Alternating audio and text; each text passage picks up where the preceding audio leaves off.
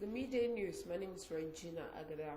The federal government made a total of 3.25 trillion naira in 2020, according to the review of the budget performance of the 2020 Appropriation Act.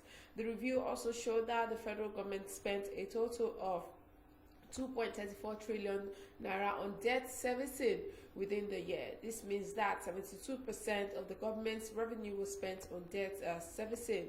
It also puts that the government's debt servicing to revenue ratio was at 72% in 2019. The federal government made a total revenue of 3.86 trillion naira within the year. Debt servicing gulped 2.11 trillion naira. This puts the federal government's debt servicing to revenue ratio in 2019 at 54.66%. The newly established Guaranty Trust Holding Company PLC has appointed Mrs. Miriam Olusonya as the managing director of GT Trust Bank Limited. It also announced its new board of directors as well as changes to the board of its banking subsidiary, Guaranty Trust Bank Limited, on Wednesday. The statement said that the banking subsidiary of GTB Limited will be governed by a board of directors comprising Mr.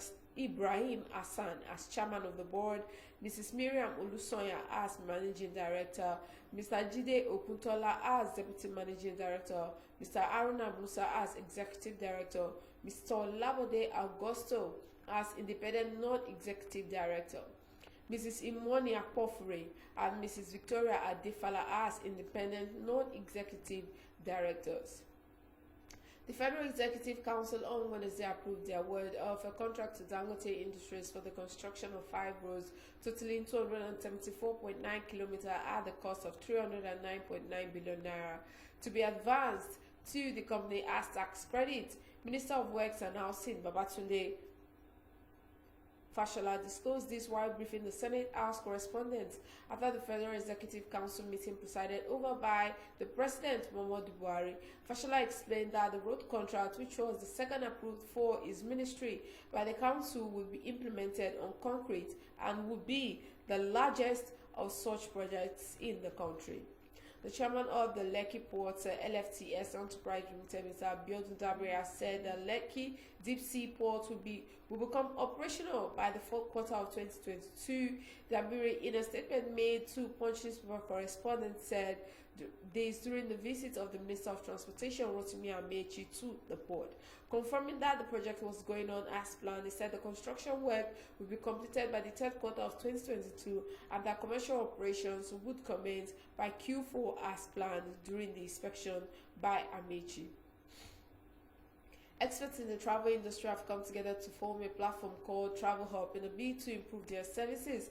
They said on Tuesday that this would take travel agencies off the streets into the physical and virtual offices with credible locations, details, and identity. This was revealed in a statement made available to Punch newspaper correspondents by the media consultant to Travel Hub, Mr. Frank Meke.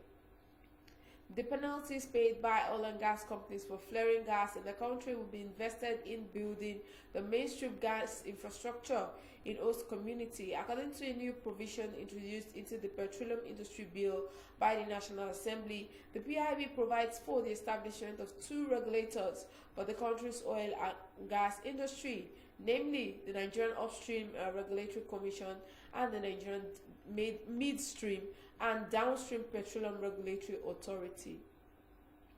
The African Energy Chamber has called for the region to boycott companies shunning the continent's fossil fuel sector as part of net ambition, highlighting the growing concerns of energy-hungry African nations over the shift to clean energy by most Western producers. African oil and gas investment has fallen sharply in the past few years, exacerbated by the COVID-19 pandemic and the energy transition away from oil and gas. The Governance Council of the Independent Petroleum Producers Group has ratified the appointment of Mr. Abdulrazak Issa as the new chairman of the group, effective. He took over from Mr. Ademola Adeyemi Bello, who was the pioneer chairman of the group from July 2015, having served 2 terms. According to a statement, the first leadership transition and handover event since the establishment of the IPPG took place on June 29, 2021 at the Walter Smith head office in Ikoyi, which had the attendance of members of the IPPG Board of Trustees and Governance Council. The Trade Union Congress has criticized the federal government over the rising cost of living in the country, saying this has eroded the benefits of the national minimum wage, which some states have yet to implement. The Congress, while admonishing the government to avoid mortgaging the future of Nigeria, also frowned on the level of external borrowings, advising the government to harness the country's natural endowment. This is the Midday News. My name is Regina Agada. Good afternoon.